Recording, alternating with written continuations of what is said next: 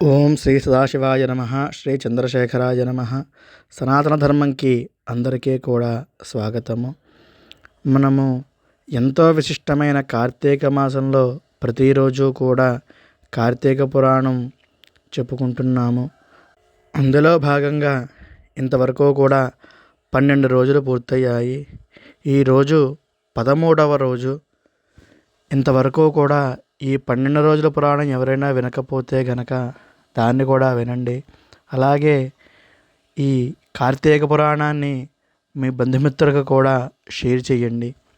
ఈ కార్తీక పురాణం వినే ప్రతి ఒక్కరూ కూడా ఈ వీడియోని లైక్ చేస్తారని ఆశిస్తున్నాను. అలాగే ఈ కార్తీక పురాణం వీడియోని అందరికీ కూడా షేర్ కూడా చేస్తారని భావిస్తున్నా.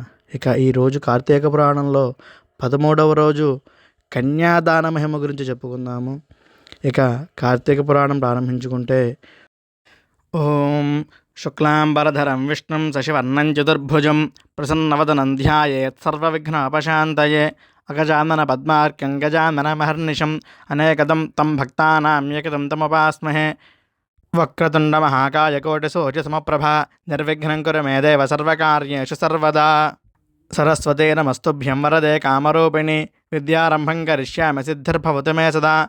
గురుర్బ్రహ్మా గురుర్విష్ణుః గురుర్దేవో మహేశ్వరः గురుః సాక్షాత్ పరం బ్రహ్మ తస్మై శ్రీ గురవే నమః. న కార్తీక సమో మాసో న శాస్త్రం నిగమాత్ పరం నారోగ్య సమముత్సాహం న దేవః కేశవాత్ పరః. ఓం శాంతం పద్మాసనస్థం శశిధరమకుటం పంచవత్తం త్రినేత్రం శూలం వజ్రం చ ఖడ్గం పరశమభయతం దక్షభాగే వహంతం నాగం పాశం చ ఘంటాం ప్రళయహతవహం సాంకృసం వామభాగే నానాలంకారయుక్తం స్ఫటికమణినిభం పార్వతీశం నమామి. ఓం వాగర్ధావివ సంపృక్తౌ వాగర్థ ప్రతిపత్తయే జగతః పితరౌ వందే పార్వతీ పరమేశ్వరౌ. ఓం శ్రీ గురుభ్యో నమః. హరి ఓం. వశిష్ఠ మహర్షి జనక మహారాజుతో ఇలా చెప్పారుట: ఓ రాజా, కార్తీక మాసంలో చెయ్యవలసిన ధర్మములు ఇంకా కొన్ని ఉన్నాయి. అవి ధర్మము తెలిసి మరొకరికి చెప్పకుండుట కూడా మహాపాపమే. కార్తీక మాసంలో నదీ స్నానము ముఖ్యమని చెప్పి ఉన్నాను కదా, అంతకంటే మరింత ముఖ్యమైనది ఇంకొకటి ఉంది. అది కన్యాదానము. కన్యాదాన ఫలము ఇంత అని చెప్పగలిగేది కాదు. ఒక బ్రాహ్మణునకు ఉపనయనము చేయించుట, మంత్రదక్షిణ ఇవ్వడం కూడా మంచి ఫలితాలను ఇస్తుంది. ఏది చేసినా మొదట సద్బుద్ధి ఉండాలి. అది అన్నిటికంటే ముఖ్యము. అయినా కార్తీక మాసంలో ఉపనయనము చేయించరాదు, కానీ వాగ్దానం చేసి మాసాంతమున చేయవచ్చు. అలా చేయించిన వారు ఎంతో గొప్ప పుణ్యఫలాన్ని పొందుతారు. కనీసము వివాహము, ఉపనయనాది కార్యక్రమాలకు ద్రవ్య సహాయం చేసినా కూడా ఆ ఫలము కలుగుతుంది. కార్తీక మాసమున చేయు కన్యాదానమునకు ఎంతో గొప్ప ఫలితం ఉంది. దాని గురించి ఒక కథ కూడా ఉంది, అది చెబుతాను, శ్రద్ధగా విను అని జనక మహారాజుకి వశిష్ఠ మహర్షి ఈ విధంగా కథ చెప్పడం ప్రారంభించారుట. ఇక ఆ కథలోకి వెళితే, పూర్వము వంగదేశమును పాలించే సువీరునకు మహాసౌందర్యవతి అయిన భార్య ఉందిట.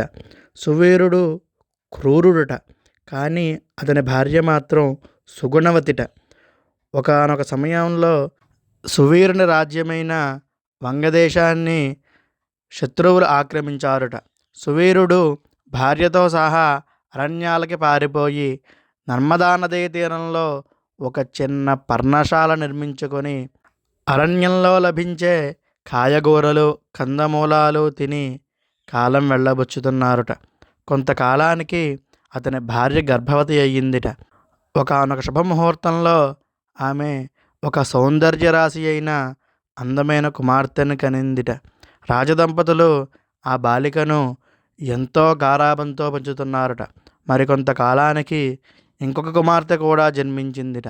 పెద్ద కుమార్తెకు యుక్త వయస్సు వచ్చిందిట. ఆమెను ఒక ముని కుమారుడు చూసి మోహించారుట. తనకు ఇచ్చి వివాహం చేయవలసిందిగా సువీరుడిని కోరాడుట. దానికి సువీరుడు తన లేనితనం గురించి చెప్పుకుని కొంత ధనం ఇస్తే కుమార్తెను ఇస్తానని మాట ఇచ్చాడుట. ఇక అది విన్న మునికుమారుడు కుబేరుని గురించి తపస్సు చేయడం ప్రారంభించారుట. తపస్సు చేసి కుబేరుడిని మెప్పించి ఆయన వలన అక్షయపాత్రను పొందాడుట. దానిని సువీరునికి ఇచ్చి అతని కుమార్తెను పెళ్ళాడి సుఖపడ్డాడుట. సువీరుడు అక్షయపాత్ర వలన కష్టము లేకుండా కాలము గడుపుతూ రెండవ బాలికను కూడా ఎవరికైనా ఇచ్చి కొంత ధనము రాబట్టవలనని యోచిస్తున్నాడుట. అతని పుణ్యవశాన సాధువు ఒకరు నర్మదా నదీ తీరంలో స్నానార్థం వచ్చారట. సువీరుడిని చూసి, ఓయి, నీ వివరములేమి తెలుపు అని ప్రశ్నించగా సువీరుడు తన వృత్తాంతమంతా కూడా పోసగుచ్చినట్టుగా ఆ సాధువుకి చెప్పారుట. అది విన్న సాధువు సువీరుడిని చూసి, ఓ రాజా, తెలిసి కూడా అజ్ఞానివై కన్యను అమ్ముకుని మహాపాపాన్ని మూటగట్టుకున్నావు. పితృదేవతలు ఈ చర్యకి హర్షించరు. ఇందువలన నీ కూతురు అల్లుడు చేసిన గృహస్థ ధర్మములన్నీ కూడా వ్యర్థమవుతాయి. కన్యా విక్రయమంత మహాపాపము ఇంకొకటి లేదు. దానికి ప్రాయశ్చిత్తం కూడా లేదు. కాబట్టి నీ రెండవ పుత్రికను భూషితురాలని గావించి ఉత్తమునికి ఇచ్చి శాస్త్రోత్తముగా కార్తీక మాసమందు వివాహం చేయి.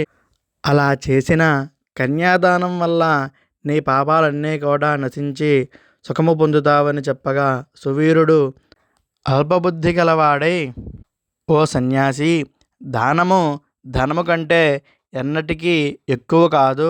సుఖాల కంటే ఉత్తమమైన ధర్మము మనొకటి లేదు. అందుకు ధనము కావాలి. ఆ ధనాన్ని ఏ విధంగా అయినా సంపాదించుట మానవుని కర్తవ్యము.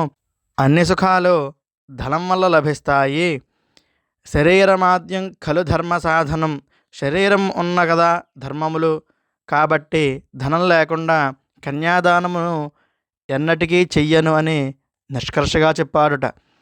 ఇక ఆ సన్యాసి సువీరుని అజ్ఞానం చూసి విచారించి అక్కడ నుండి వెళ్ళిపోయాడుట.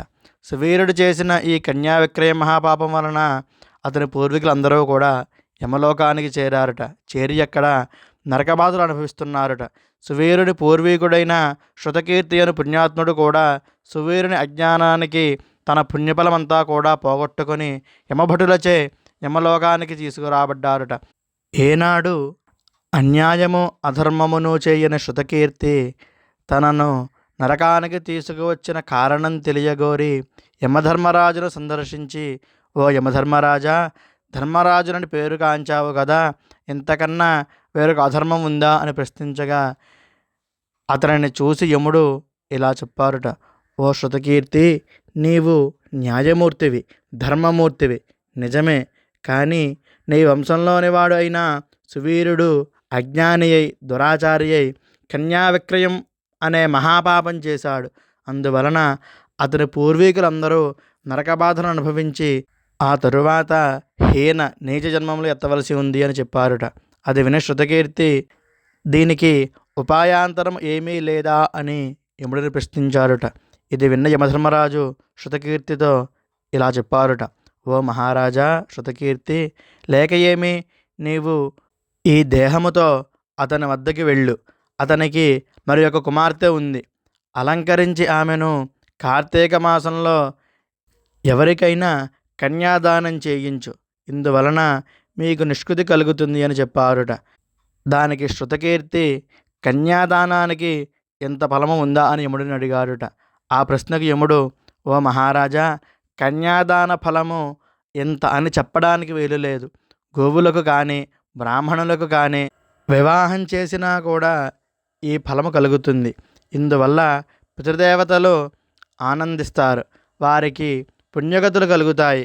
కాబట్టి నువ్వు వెళ్ళి సువీరుని మనసు మార్చి నచ్చజెప్పి కన్యాదానము చేయించుము, మీ అందరికీ ముక్తి కలుగుతుందని యమధర్మరాజు చెప్పిన మాటలు విన్నారట శృతకీర్తి. అవి విని శృతకీర్తి మానవ శరీరం ధరించి నర్మదా నదీ తీరంలో నివసిస్తున్న సువీరుని ఎదుట నిలిచారుట. దివ్యరూపముతో తన ఎదుట నిలబడి ఉన్న తన పూర్వీకుడకు శృతకీర్తిని చూసి సువీరుడు వినయభావంతో నమస్కరించారుట. తన ఎదుట వినయభావంతో నిలిచి ఉన్న సువీరుడిని చూసి శృతకీర్తి ఇలా చెప్పారుట. ఓయి సువీరా, నీవు మహారాజు అయ్యుండి కూడా రాజధర్మాలను కులధర్మాలను వంశాచారాలను విడిచావు. స్వార్థపరుడివై రాజులు కోరు రాజ్యకాంక్ష నశించినది. పొట్ట నింపుకోవడం కోసం పాడు పనులన్నీ చేయుటయే కాక మహాఘోరమగు కన్యా విక్రయ మహాపాపం చేశావు. దీని వలన నువ్వు క్షణికములైన సుఖాలను అనుభవిస్తూ మమ్మల్ని అందరినీ నరక బాధలు పడినట్లు చేస్తున్నావు అని మందలించగా సువీరుడు తన తప్పును తెలుసుకున్నారుట. తెలుసుకుని శృతకీర్తిని క్షమించమని వేడుకున్నారుట. అంతటా శృతకీర్తి, ఓ సువీరా, ఇది నీ తప్పు కాదు, కర్మవశము. కాబట్టి నీవు నీ రెండవ కుమార్తెకు తగిన వరుడిని చూసి కన్యాదానము చెయ్యి అని చెప్పి స్వయముగా మహాబల సంపదలు గల ఒక రాకుమారునికి నిశ్చయం చేశారుట. తరువాత వారి సహాయంతో సువీరుడు వంగదేశముపై దండయాత్ర చేసి శత్రురాజులను ఓడించి నిశ్చయించిన ప్రకారము తన రెండవ కుమార్తెను ఆ రాజకుమారుడికి కన్యాదానం చేసి శుభముహూర్తాన వివాహం గావించాడుట. అదే కాకుండా సువీరుడు ధన సహాయము చేసి కార్తీక మాసంలో 100 కన్యాదానాలు చేశాడుట. ఈ విధంగా సువీరుడు మరియు అతని పూర్వీకులు కూడా ఈ కన్యాదాన ఫలము వలన మోక్షం పొందారుట. ఈ కథ అంతా కూడా వశిష్ఠ మహర్షి జనక మహారాజుకు తెలిపారుట. ఇది కన్యాదానం చేస్తే వచ్చే ఫలితము. కార్తీక మాసంలో కన్యాదానం చేయడం వల్ల అంతకంటే ఎక్కువ ఫలితం వస్తుందిట అని ఈ వృత్తాంతం ద్వారా మనకు తెలుస్తోంది. ఇంతటితో స్కాంద పురాణాంతర్గత కార్తీక పురాణము 13వ అధ్యాయము సమాప్తము. హరి ఓం తత్సత్. చంద్రశేఖర పాహి మాం.